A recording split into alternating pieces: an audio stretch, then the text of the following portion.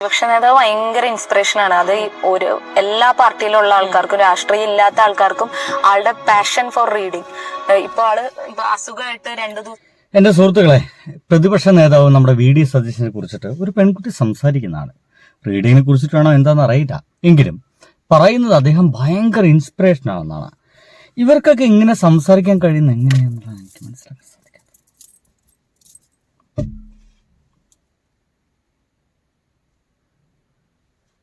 പ്രതിപക്ഷ നേതാവ് ഭയങ്കര ഇൻസ്പിറേഷനാണ്. അത് ഒരു എല്ലാ എന്റെ സുഹൃത്തുക്കളെ, പ്രതിപക്ഷ നേതാവ് ഭയങ്കര ഇൻസ്പിറേഷൻ ആണെന്നാണ് ഈ പുതിയ ആളുകളൊക്കെ പറഞ്ഞുകൊണ്ടിരിക്കുന്നത്. ഇവർ എന്ത് ആരാധനയുടെ പുറത്താണ് ഇവരിങ്ങനെ പ്രതിപക്ഷ നേതാവ് ഭയങ്കര ഇൻസ്പിറേഷൻ ആണെന്നുള്ള വർത്തമാനം പറയുന്നത് എനിക്ക് മനസ്സിലാവുന്നേ ഇല്ല. സുഹൃത്തുക്കളെ, പ്രധാനമായിട്ട് നമ്മുടെ വയനാട് ഇൻസിഡന്റുമായിട്ട് നമ്മൾ എടുക്കുകയാണെങ്കിൽ കുറച്ചധികം പേരുണ്ട്. അതിലെ എണ്ണം വെച്ചിട്ടൊക്കെ നമുക്ക് പറയുകയാണെങ്കിൽ ഒന്ന് നമ്മുടെ പ്രതിപക്ഷ നേതാവ് VD സതീശനാണ്, പിന്നെ ഒന്ന് T സിദ്ദീഖാണ്, പിന്നെ നമ്മുടെ ഷാഫി പറമ്പിൽ, പിന്നെ രാഹുൽ മാങ്കൂട്ടത്തിൽ, അങ്ങനെയുള്ള കുറച്ച് ആളുകളാണ് ഇതിൻ്റെ പുറകിൽ ഏറ്റവും കൂടുതലായിട്ട് നമ്മൾ കറങ്ങി കാണാൻ കഴിയുന്നത്. ഇതിൽ ഇവരെല്ലാവരും കൂടിയിട്ടാണ് ഈ പൈസ മുട്ടിച്ചെടുത്തെന്ന് ചോദിക്കുമ്പോൾ രാഹുൽ മാങ്കൂട്ടത്തിൽ പറയാണ് അങ്ങനത്തെ ഒരു സംഗതി ഇല്ല, നിങ്ങൾ നുണ പറയുകയാണ്, ആ ഒരു പേജ് എന്നൊക്കെ പറഞ്ഞിട്ട് നിങ്ങൾ പ്രചരിപ്പിക്കുന്ന സാധനം ശരിയല്ല എന്നുള്ളതാണ്. അപ്പോൾ നമുക്കൊന്ന് ചുമ്മാ പരിശോധിച്ച് നോക്കാമെന്നുള്ളതാണ്. നമുക്ക് മനസ്സിലാക്കേണ്ടത്, നിങ്ങൾക്കിപ്പോൾ സൈഡിൽ ഒരു ഫോട്ടോ കാണാം. 2024 സെപ്റ്റംബർ 4-ാം തീയതി K സുധാകരൻ എന്ന് പറയുന്ന ഇവരുടെ ഗർജിക്കുന്ന സിംഹം, ആ സിംഹം പോസ്റ്റ് ചെയ്തതാണ് ഇത്. ആ പോസ്റ്റ് ചെയ്ത ആ ഒരു ഫോട്ടോയിൽ രാഹുൽ ഗാന്ധി പൈസ തന്നതിൻ്റെ ഭാഗമായിട്ട് ആപ്പിലേക്ക് പൈസ തന്നതിൻ്റെ ഭാഗമായിട്ടാണ് അദ്ദേഹം അങ്ങനെ ഒരു പോസ്റ്റ് ഇട്ടത്. ആ പോസ്റ്റ് കൃത്യമായിട്ടും 56ഓളം കോടി രൂപ അതുവരെ പിരിച്ചെടുത്തു എന്ന് കൃത്യമായിട്ടും അദ്ദേഹം പോസ്റ്റ് ഇട്ടിട്ടുണ്ട്. ഞാനല്ല, എന്നെപ്പോ എന്താ പറയുക, കമ്മ്യൂണിസ്റ്റ് എന്ന് വിളിക്കുമ്പോൾ ഈ കമ്മ്യൂണിസ്റ്റ് അല്ല, കൃത്യമായിട്ടും ഒരു കോൺഗ്രസ്സുകാരൻ തന്നെയാണ് അത് ചെയ്തിട്ടുള്ളത്.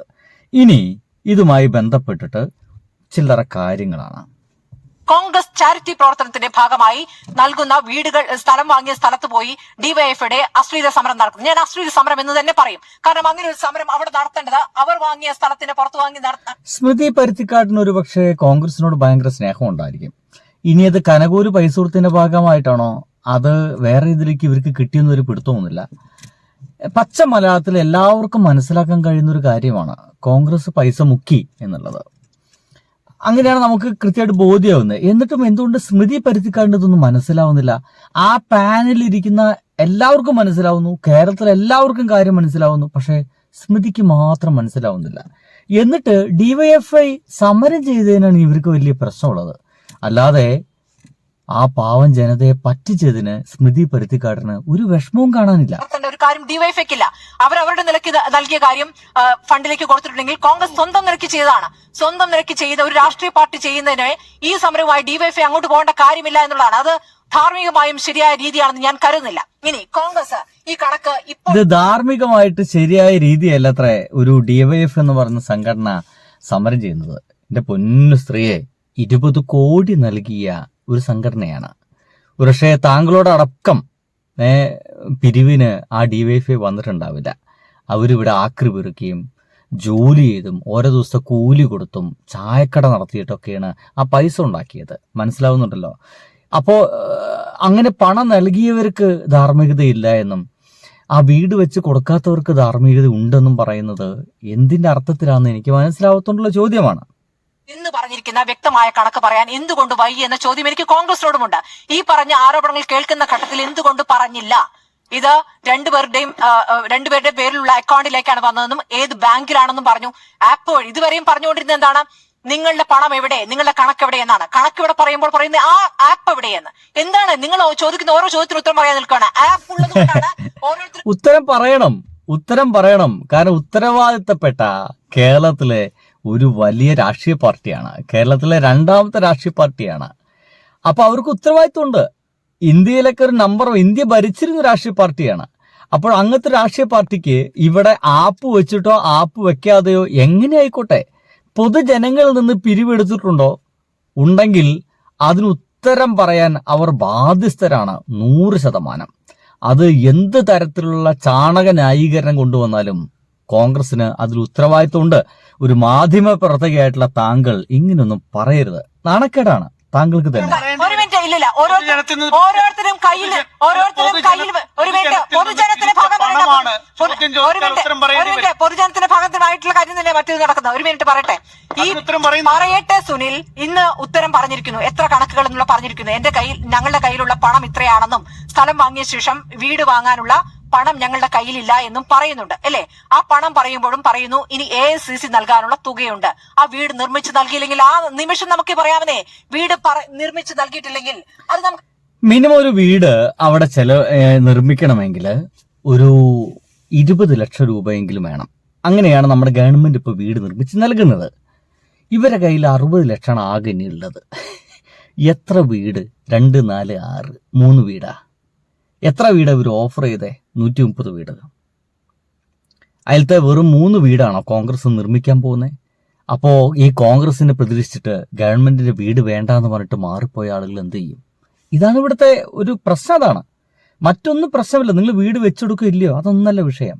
ഇവരെ വിശ്വസിച്ച് ഗവൺമെന്റിന്റെ വീട് വേണ്ട എന്ന് പറഞ്ഞു പോയാൽ ആ പാവങ്ങൾ ഇനി എന്ത് ചെയ്യും? ചോദ്യം ചെയ്യണം. അതിനുശേഷമാണ് ഈ കണക്കുകൾ മുഴുവൻ പൂർത്തിയാക്കേണ്ടത്. എത്ര തുക ചെലവഴിച്ചു എന്നുള്ള കാര്യം പറയേണ്ടത്. AICC നൽകാനിരിക്കുന്ന തുകയുണ്ട്, അതുകൂടി വരട്ടെ. അതുകൂടി വന്ന ശേഷമാണ് വീട് നിർമ്മിച്ച് നൽകുമോ, വീട് നിർമ്മിച്ച് തന്നേ പറ്റൂ. പഞ്ചായത്തിൽ അപേക്ഷ കൊടുത്തോ എന്നുള്ളതല്ല, വീട് നിർമ്മിച്ച. ഒരു മിനിറ്റ് ഡോക്ടർ അരുൺ, വീട് നിർമ്മിക്കാനുള്ള പണമില്ല എന്ന് പറഞ്ഞല്ലോ. പണമില്ല എന്ന് പറഞ്ഞു. ഗുണഭോക്താക്കളെന്നറിയാമോ?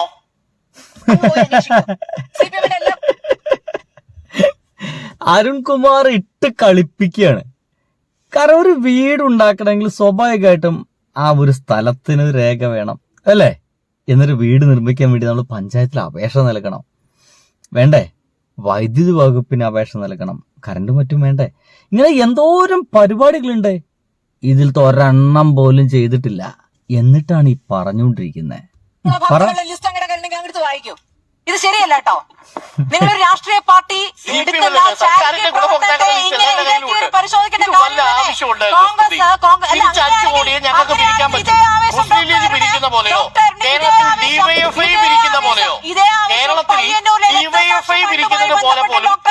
കോൺഗ്രസുകാർക്ക് പിരിക്കാൻ പറ്റില്ല.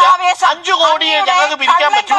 ആ 5 കോടി മുഖ്യമന്ത്രിയുടെ ദുരിതാശ്വാസ നിധിയിലേക്ക് തന്നു പറഞ്ഞ ഈ വല്ല പ്രശ്നം ഉണ്ടാവും. ഡോക്ടർ അരുൺ കേൾക്കൂ, അങ്ങേക്ക് ഓർമ്മ വന്ന കള്ളൻ പവിത്രനും അങ്ങേക്ക് ഓർമ്മ വന്ന ജോർജ് കുട്ടിയും.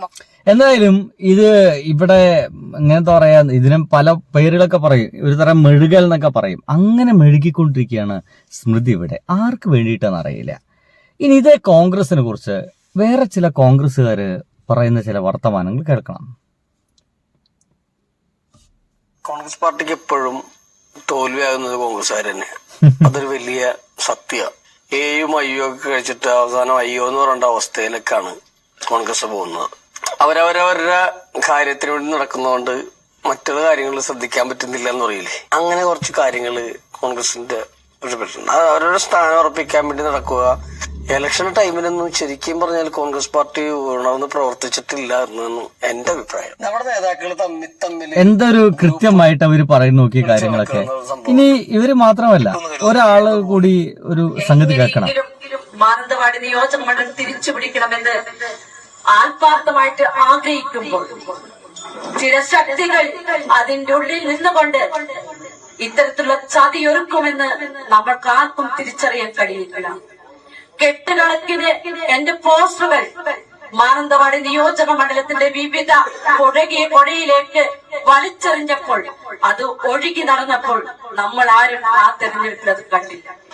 അനൗൺസ്മെന്റിന്റെ വണ്ടി മരത്തണലിൽ നിർത്തിയിട്ട് ഈ രണ്ടുപേരെ നിങ്ങൾക്ക് പരിചയമില്ല എന്ന് പറയരുത്. കോൺഗ്രസ്സുകാരാണ്. കോൺഗ്രസ്സുകാര് നിർത്തി പരാജയപ്പെടുത്തിയ ആളുകളാണ്. ഇനി വേറെ സംഗതി കൂടിയുണ്ട്. KPCC പുറത്തുവിട്ട വയനാട് പുനഃ ഫണ്ടിലെ കണക്കിൽ പൊരുത്തക്കേട് എന്നുള്ളതാണ്. കാരണം കെ സുധാകരന്റെ കുറിപ്പ് തന്നെയാണ് പൊരുത്തക്കേട് തെളിയിക്കുന്നത്.